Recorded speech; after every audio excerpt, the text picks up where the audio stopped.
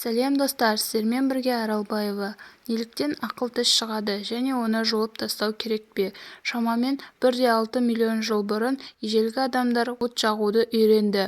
Бұл олардың әдеттегі тамақты жеу тәсілін айтарлықтай өзгертті. Осы маңызды оқиғаға дейін тістер ең қатты және ең шикі тағамды жеудің жалғыз құралы еді. Ол үшін адамдардың жақтары кеңірек және тісі көп болатын. Бірақ от тамақты жұмсартқан сайын ежелгі адамдардың жақ мөлшері кішірейіп, кейбір тістерге орын жеткіліксіз болды. Сайып келгенде миллиондаған жылдар эволюциясы ақыл тістерді қажеттіліктен шығарып тастады. Бұрын олар тағамды шайнауға көмектессе, бүгінде керісінше патологияға байланысты көбірек зиян келтіреді екен. Тістер не үшін қажет? Әрбір тіршілік иесінің міндеті тіршілік ету.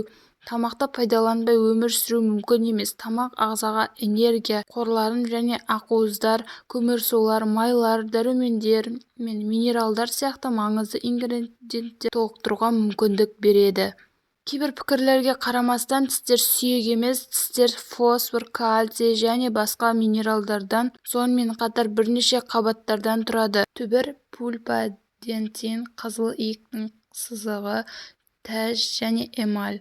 Соңғысы денедегі ең қатты минералданған ұлпа болып тіске тән ақ тіс береді. Дүниежүзілік денсаулық сақтау ұйымының мәліметі бойынша тіс кариесі әлемдегі ең көп таралған ауру. Ақыл тістер дегеніміз не? Адам эволюциясының ең көрнекті дәлелдерінің бірі ақыл тістер. Ол ересек жаста, әдетте 16-20 жаста пайда болатын азу тістер. Қазір ақыл тістерге жақта орын жоқ. Себебі қазіргі адамдардың жағы ежелгі адамдарға қарағанда кішірек. Бұрын ақыл тістер өмір сүру үшін өте маңызды еді. Олар ірі және қатты тағамдарды жеуге арналған жалғыз құрал болды. Барлығы шамамен 1,6-1,7 миллион жыл бұрын адамдар от жағуды үйренгенсін өзгерді. Отқа пісірілген тағамдар әлде қайда жұмсақ және дәмді. Бұл жақтың өлшеміне және оның құрылымына әсер етті. Ежелгі адамдарда бас сүйектің бет бөлігі миға қарағанда үлкен болып, ал ақыл тістері тағамды шайнауға толықтай қатысатын.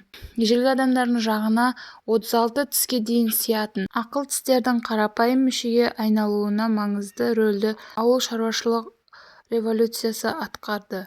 Шамамен 10 мың жыл бұрын көптеген сарапшы жұмсақ тағамдарды пайдалану, әсіресе балалық шақта қазіргі заманғы адамдарда ақыл тістерді керексіз етті деп санайды.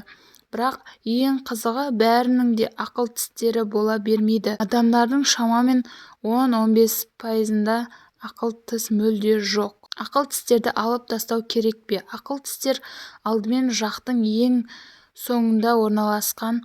Бұл дұрыс күтімді қиындатады. Гигиена мәселелеріне байланысты тіс қызыл иектің қабынуына әкеледі. Сонымен қатар тіс жегілеріне бейім. Осы себепті стоматологтар жиі пациенттерге ықтимал проблемаларды болдырмау үшін ақыл тістерін мүмкіндігінше ерте алып тастауға кеңес береді. Алдыңғы зерттеулерде жас ұлғайған сайын ақыл тістерді алу қажеттіліктерінің арта түсетінін көрсетті.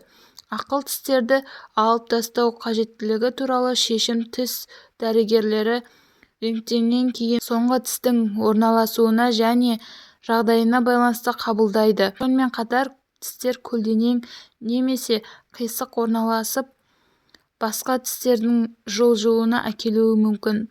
Ол факторларға ісіну мен кистаның пайда болуы жатады. Дәрігер сіз оған жүгінген мәселеге байланысты тіс жұлу әдісін таңдайды. Ақыл тісті қашан жұлып тастауға болмайды? Ақыл тістер барлығына қиындық тудырмайтындықтан олардан құтылудың қажеті жоқ жағдайлар бар. Сонымен кейбір жағдайларда ақыл тістер басқа тістердің жылжып кетуіне жол бермейді. Мұндай кезде ақыл тістер жұлмайды. Видео ұнаған болса, лайк басып комментарий жазуды және каналға тіркелуді ұмытпа.